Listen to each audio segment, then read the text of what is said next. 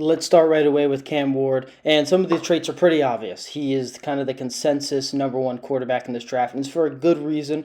You love the velocity, he has good size, he has great speed, but what sets him apart is just how comfortable he looks in the pocket, how when his first read is in there, he doesn't panic. He can make guys miss in a small amount of space, and he's one of those that looks like he's moving at a slightly different speed than other people on the field, kind of like what you saw with Jaden Daniels at LSU.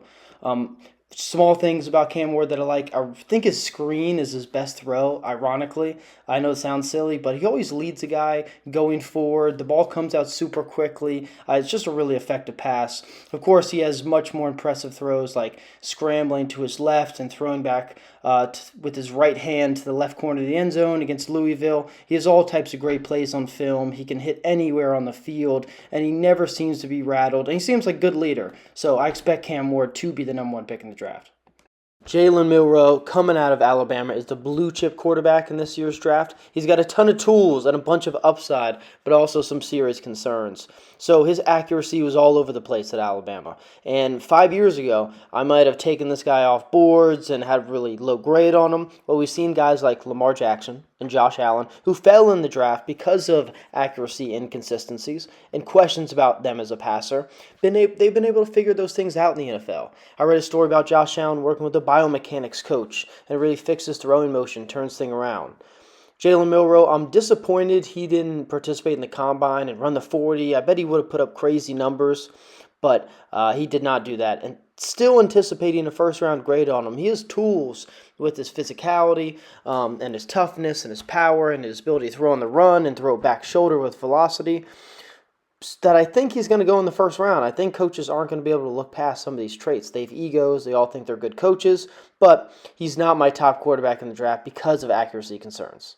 Shedeur, everyone's favorite social media quarterback, is who we got next. And Shedeur is a really good prospect. He has as many big-time throws as any quarterback in this class. I think his best throw is on the deep crossing routes, and when he can float it over an overhang player like an outside backer or a corner who's staying underneath, but under the safety. One thing you are concerned about, though, in watching Shedeur's game, the relationship between the quarterback and the offensive line wasn't great at Colorado.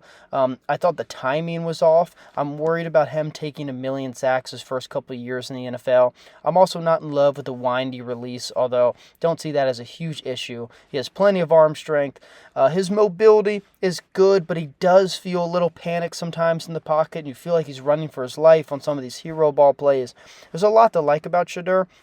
I think one of the number one things you like is his ability to handle the media at the next level. Should be as good as anybody we've seen the past couple of years. All right, next QB we got is Jaxson Dart. And Jaxson Dart has flown up draft boards since the college football season ended. I think he had a solid showing at his Senior Bowl, solid showing at the Combine. The thing with Jaxson Dart for me is there's a lot of things he does well. He has good size, he has good mobility, he has decent arm strength, he shows good accuracy. Sometimes the accuracy can dip on deep balls and he'll leave a post or corner, 10 yards short. And so the thing for me with Jaxson Dart is there's not one thing I can point to where I say I need that on my football team or I know this is going to translate to the NFL. To me, he's an all-around good prospect, but doesn't really excel in any one key area.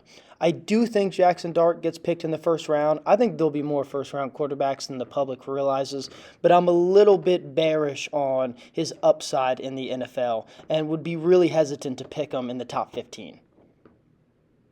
All right, next quarterback we got to talk about is a little bit of an older guy. He's 25 right now going into the NFL, Tyler Shough. Now, the age concern might affect a couple teams. Shouldn't have much to do with his rookie contract, but that second, in theory, contract, he'll be a little bit older than most quarterbacks. I don't know if that will scare some teams off, but I really like Tyler Shough. He's a guy I'm probably higher on than the majority of the public. He's got a ton of reps in college. He's played for different programs.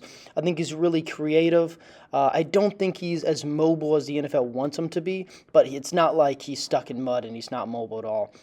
You watch games like Louisville versus Notre Dame, and he keeps them in that game with a couple of hero balls. He's really good at scrambling out to his left and throwing back right in the middle of the field, which is dangerous. When he pulls it off, it's really impressive. I think he's got good arm talent. I think his accuracy dips more than you want to, but I do think he's a first-round quarterback with some upside. Next guy we got is Dillon Gabriel, and Dillon Gabriel is a guy I really like. I think is an underrated prospect. I think if you could get Dillon Gabriel in the third round, that'd be great value. Speaking of third rounders, I don't give comps a lot, but I really did think of a young Russell Wilson while watching Dillon Gabriel, right? Things you like is he has great mobility. He can reset the pocket. He's very quick. He stays on his tippy toes. His deep ball is so pretty. He has a ton of hang time on his deep ball, and he has some velocity on his underneath passes. I think some things to consider. He's had some injury woes during college, and at Oregon they had 2 NFL-level tackles and had a bunch of NFL-level talent on the team. So he was throwing to receivers who had a lot of separation and was kept very clean in the pocket. I think the lack of success for guys like Bryce Young and Kyler Murray is going to impact some of the draft's feelings about him, but I think he's a second or third round guy who you're getting great value on. I like Dillon Gabriel. All right, next up we got is Seth Henigan. Now, Seth Henigan, best moment was the Senior Bowl. All the scouts, all the GMs and coaches are there, and he led a game-winning drive in the Senior Bowl for his team to win, and it was very impressive. He reminds me of a Mike White type of character. He's really good at spreading the ball around. He has good accuracy in all 3 phases on the field, short, intermediate, and deep. But I don't think the traits and the tools are enough to warrant picking him in the top, say, 4 rounds. I think this is a day 3 guy who teams are going to like. He has good value, but I think you're projecting him more as this guy could be a backup for us and a good NFL quarterback, but not someone you're going to build a franchise around. And so that is Seth Henigan. He had a ton of success at Memphis. Memphis has pushed out a lot of NFL quarterbacks over the years. Seems to have a really good head on his shoulder, underrated athlete, but yeah, he doesn't have the elite traits to pick in the top couple rounds. I think he's a 5th, 6th round guy. Next, let's talk about Kyle McCord. So Kyle McCord is a guy who had an up-and-down college career. He was kind of ran out of town in Ohio State, or maybe he voluntarily left, depends who you asked. But I really like the way the ball comes out of McCord's hands. He had that brutal 5-interception game versus Pittsburgh. And while that's certainly not a good look, I do admire his commitment to just keep passing and keep slinging the ball around, which is what Syracuse was asking him to do. That was the game plan anyways, and then they got down, so they had to just stick with the throwing.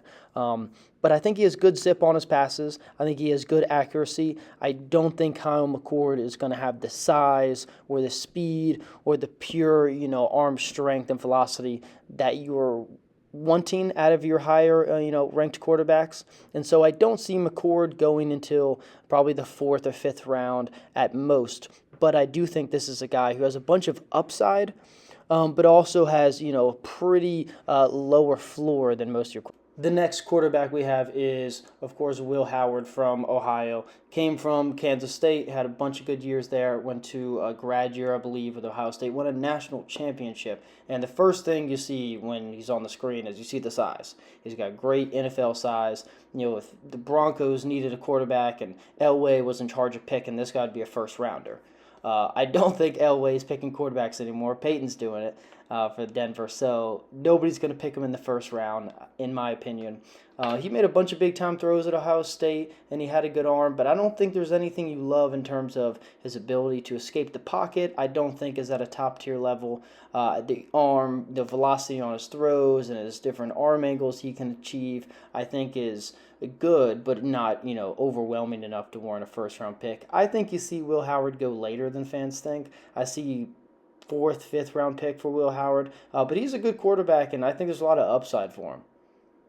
Last quarterback we got to talk about today is the always smiling, always positive Riley Leonard, who led Notre Dame to the national championship. And obviously, I think coaches are going to respect that. I think he looked really good and poised at the Senior Bowl. He looked comfortable taking snaps from under center.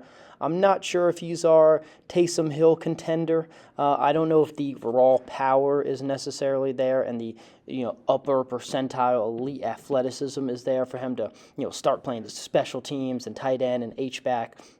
I've seen that idea floated around on social media. I do think Riley Leonard gets drafted. I highly, highly doubt any teams are looking at him as their potential first-round guy. But he does have some accuracy. He's very poised. He has athletic ability. I think there is some upside there, but not enough to take him in the first 5 rounds. I bet you see Riley Leonard go in the 6th or 7th to a team that's willing to try to develop him into a backup role.